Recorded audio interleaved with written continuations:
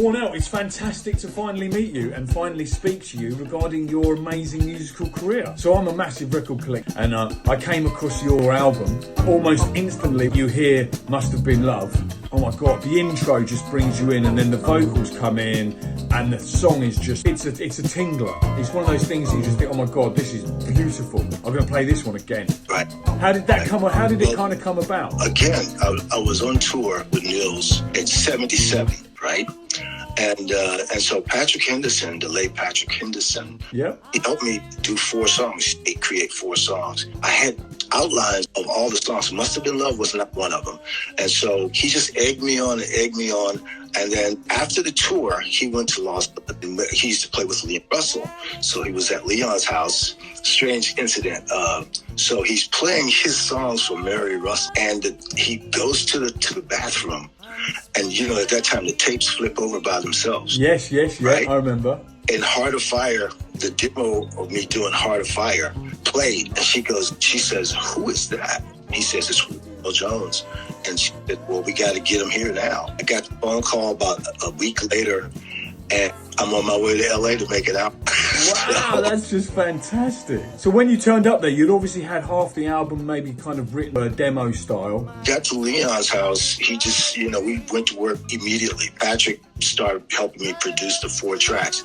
Then Patrick walked away from the production deal for I don't know what the reasons were. And then Maxanne, who was a friend of Leon Russell and Mary Russell, she said, "Well, I'll help you finish your album."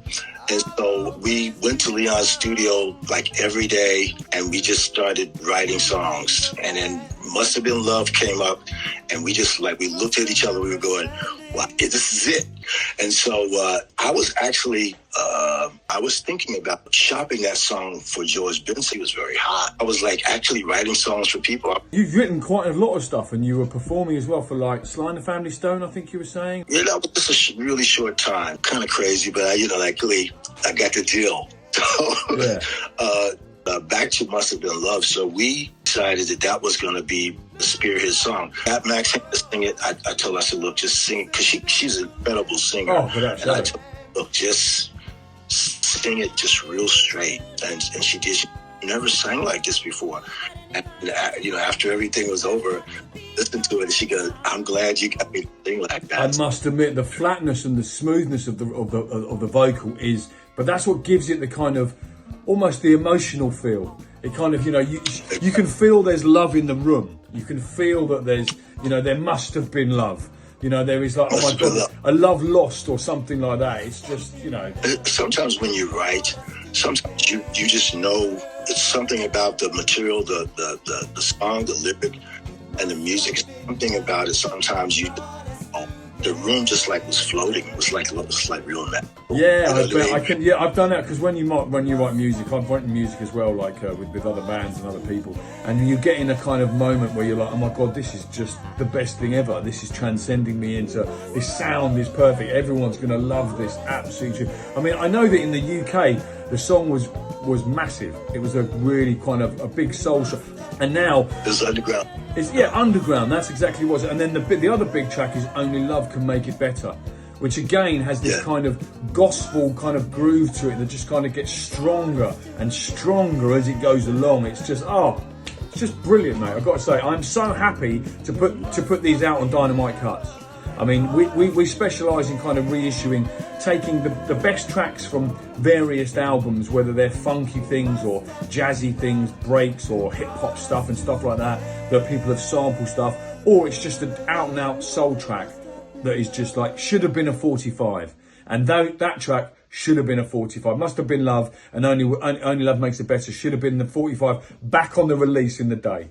Well, that was the problem, because at that time there was disco, and so that album, when I did that album, no one knew what to do. The program directors, no one knew what to do with the stuff. Of course, it was the disco era, and towards the end of the disco era as well, where you're probably getting a big struggle with the sounds as well, because it's not a disco album, it's a soul album.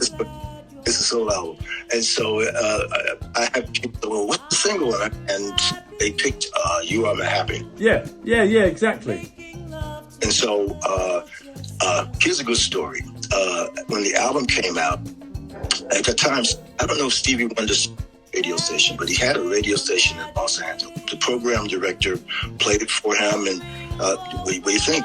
Should we put it? Should we put it up, play it? And Steve said he listened to it. He said, "Yeah, play it." And so it started getting rotation on FM radio. Wow. Okay. Wow. I just know that when I was younger, I didn't really. It was just there were some albums that kind of have big songs on, and yours was one of those albums. It was like not many people knew about it, but if you like the music, you knew about it. You know, yeah, right. It's just one of those things that you can really, really respect, and still now, and it sounds as fresh and as beautiful as it ever has done. You know, and that's right. I'm very excited and so happy to have found you, I must admit. It's kind of one of those things, those little detective parts of my life where I think, you know what, I've got to find the artist because I can't find the label's gone, this person's gone, I can't find this one, let's just keep doing it. And then lo and behold, there you are. And it's at the end of a phone call, and now I'm talking to you, and I am the happiest man in town, I have to say. Well, thank you for I believe, really, 2005, somebody sent me a letter or a text, and they said, "Do you know your song is really big over in London? Like, it's a two-step dance. Yeah. It's a two-step dance hit." And I had no idea what the two was. I said, "What is this?" Oh, that's funny. Research, and I looked the guy up to get the remix. I sent him a letter or a text or something. I to thank him, for bringing the music back up again. And what is it, 2020 years later, here you are. Yeah. So, mate, it's good. I'm just happy. Do you know what I'm happy? I'm happy I'm the first person knocking at your door. This makes me very happy that I'm the first person to officially license it from you and give it back to the world. So now people can start hearing it all over again.